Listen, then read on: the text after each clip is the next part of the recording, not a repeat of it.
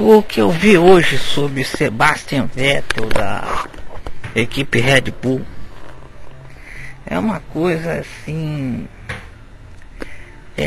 que deve ser a pior coisa do mundo por cara que comanda uma equipe.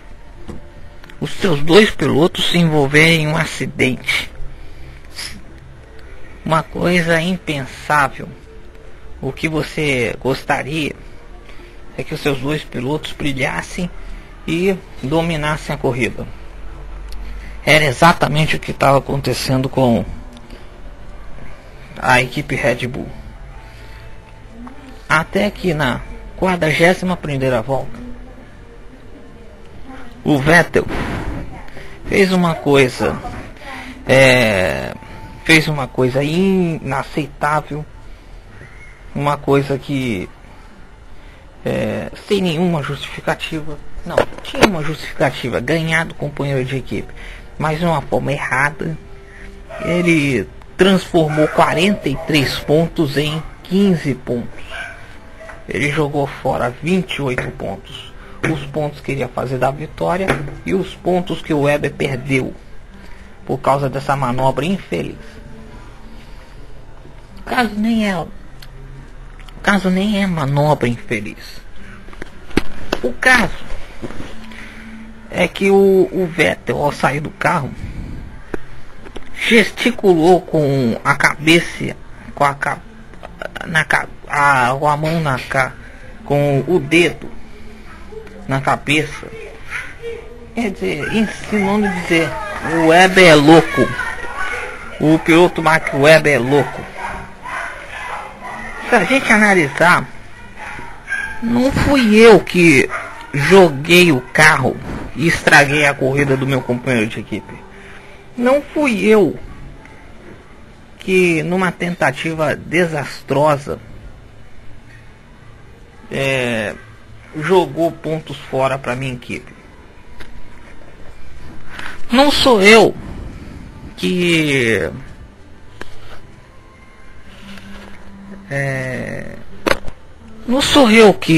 por exemplo, fiquei assustado com a ascensão do Mark Webber, que nesse momento eu considero um piloto muito mais equilibrado que o Mark Webber, que o Sebastian Vettel. O Mark Webber é muito mais equilibrado mesmo.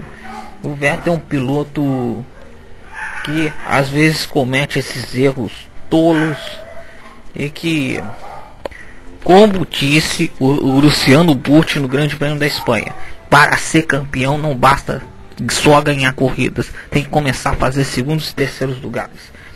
O Vettel pode ter jogado o título fora, mas o que mais incomoda, não, vou deixar esse mais incomoda pro final. Eu já conheci dois casos em que os companheiros de equipe se pegaram. Um na MotoGP, o famoso GP de Portugal, em que o Dani Pedrosa, tendo Nick Hayden como seu companheiro de equipe, brigando pelo título com o Valentino Rossi, Dani Pedrosa fez uma manobra desastrosa e que quase colocou o título do Nick Hayden a perder. O Hayden só não perdeu esse título porque o Rossi caiu na última etapa, porque se não fosse isso, o Dani Pedrosa tiraria o título do Nick Hayden. E o outro caso em 2007, esse é bem menos importante, mas não deixa de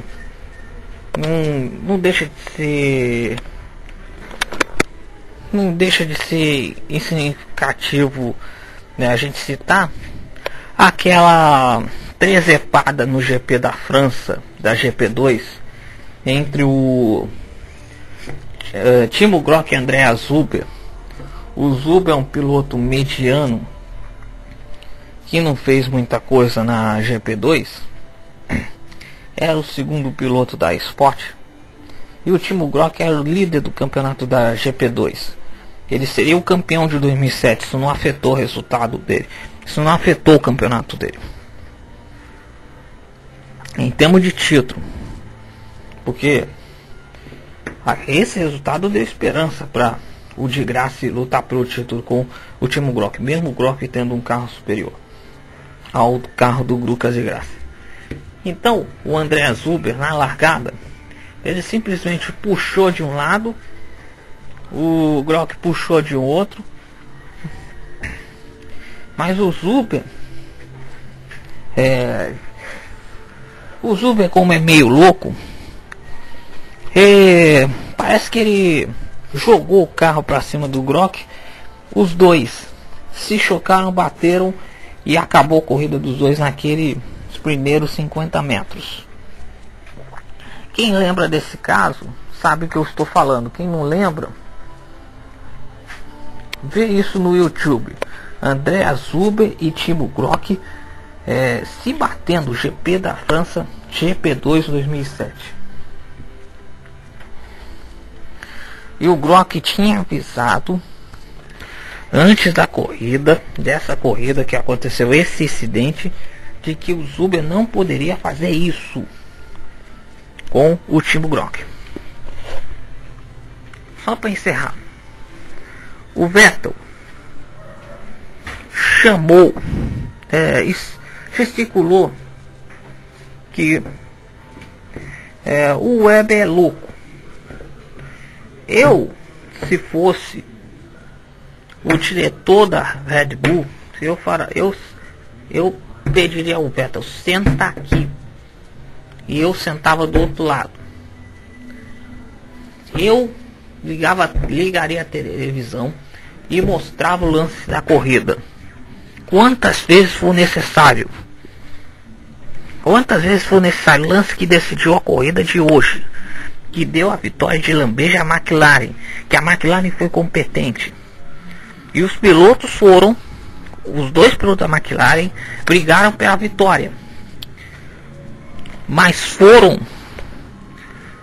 cuidadosos, não fizeram loucuras. Inclusive uma pessoa no Ocult falou que o Hamilton e Button formam a melhor dupla da Fórmula 1 hoje. Não deixa de ser verdade. Eu acho que é a melhor dupla da Fórmula 1 hoje, melhor do que Felipe Massa e Fernando Alonso. Então, o que eu queria dizer? Eu mostrava esse lance da corrida quantas vezes for necessário, para o Vettel entender que o louco foi ele. Essa loucura pode tirar o campeonato da Red Bull. Eu falaria para ele o seguinte: se você me aprontar mais uma dessas coisas, eu vou pensar seriamente em te rebaixar de equipe, manter você na Red Bull, mas você vai correr em 2011 na Toro Rosso,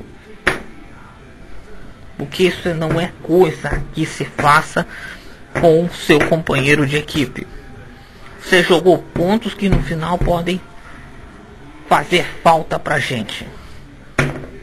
É esse meu comentário sobre a corrida, tirando esse evento e algumas ultrapassagens interessantes. A corrida não foi ruim, não, foi boa. Alguns vão com certeza sentir saudade dessa pista, porque a Turquia vai ser a última corrida. O interesse dessa corrida em termos locais é praticamente zero, lamentavelmente, que é uma pista muito bonita, mas os turcos não entendem nada de Fórmula 1 e não tem nenhum representante que faça por merecer a Fórmula 1. O Massa vai sentir saudade devido ao seu retrospecto. Os torcedores do Massa vão sentir muita saudade. Os torcedores do Rubinho, o Rubinho não vai sentir saudade nenhuma em termos de resultado, até porque hoje a corrida dele, coitado, foi muito ruim. Ele ficou na largada, caiu muito, e ainda assim chegou na frente do Hülkenberg. Ele fez uma recuperação boa, porque o carro dele estava muito ruim. De resto, o Bruno Senna andando na frente do Di Grassi, olha, alguma coisa deve ter acontecido muito grave com o Lucas Di Grassi.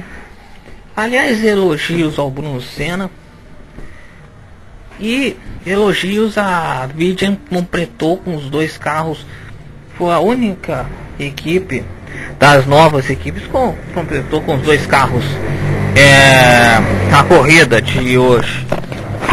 Então é isso aí, a gente volta numa outra oportunidade. Vamos voltar antes da Copa. Estou pensando em voltar quarta ou quinta com um programa especial sobre esse início da temporada da Fórmula 1. Essas primeiras 7 corridas do ano. Boa noite e cuidem-se.